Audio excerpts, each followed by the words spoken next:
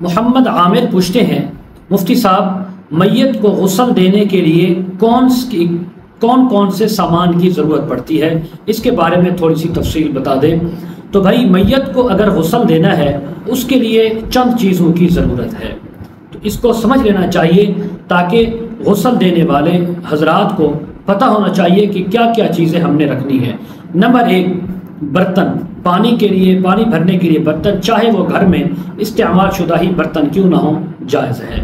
Number 2 پانی بھرنے کے لیے لوٹا یا پانی نکالنے والا جو مگ ہوتا ہے وہ ایک عدد وہ بھی ہو، اگرچہ مستعمل ہو استعمال شدہ ہو تب بھی جائز ہے۔ نمبر 3 غسل کے لیے تختہ موجود ہو، تختہ جس کو بولتے ہیں یعنی غسل دینے والا تخت جو ہوتا ہے اکثر مساجد میں موجود ہوتا ہے، نہیں تو کوئی اور تختہ بھی اگر موجود ہو تو اس پر بھی لٹا کر غسل دیا جا سکتا ہے، پاک ہو۔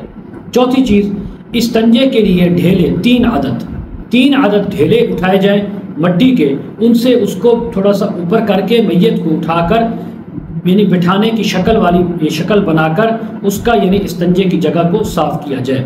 5ویں چیز بیری کے پتوں کا پانی جو ہے وہ گرم کر کے بیری کے پتوں سے وہ پانی تیار کیا جائے اگر وہ آسانی سے مل جائے۔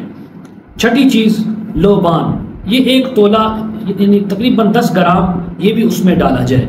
نمبر 7 عطر کی شیشی ہو، تقریباً 4 ماشا ہو، وہ عطر بھی اس کو بھی پانی کے اندر شامل کیا جائے، اس سے غسل دیا جائے۔ اور اسی طرح 8ویں نمبر پر پاک صاف روئی ہو، جس سے اس کے ناک، اس کی آنکھیں، یہ چیزیں جو کان کے اندر کی جو جگہ ہے، خلا ہے، ان کو صاف کرنا پڑتا ہے۔ بعض اوقات اس کے ناک کے اندر بھی روئی دینی پڑ جاتی ہے، کانوں میں بھی دینی پڑ جاتی ہے، بعض اوقات خون نکل رہا ہوتا ہے، گند نکل رہا ہوتا ہے تو وہ روئی ضرورت پڑتی ہے۔ نمبر 9 یعنی اس کے علاوہ گل خیرو، 1 چھٹان، اور اگر یہ نہ ملے تو نہانے والا جو صابن ہے وہ بھی لگایا جا سکتا ہے، کوئی حرج نہیں ہے۔ نمبر 10 کافور جو ہوتا ہے خوشبو، یہ تقریباً ہونا چاہیے 5 گرام کے قریب، اس کو بھی شامل کیا جائے۔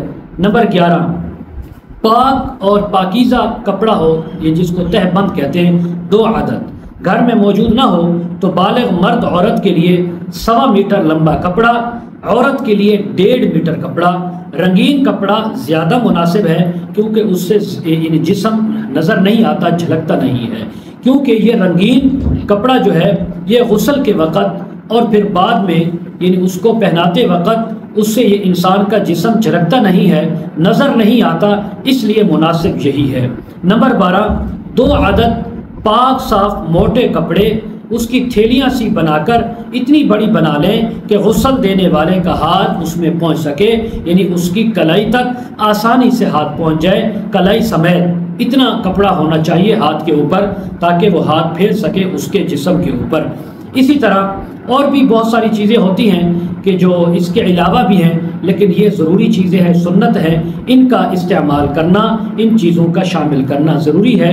مزید آج کے دور کے حساب سے جو پاک چیزیں ہوں وہ بھی شامل کی جا سکتی ہیں۔ اللہ تعالی ہم سب کو شریعت مطہرہ پر عمل کرنے کی توفیق عطا فرمائے۔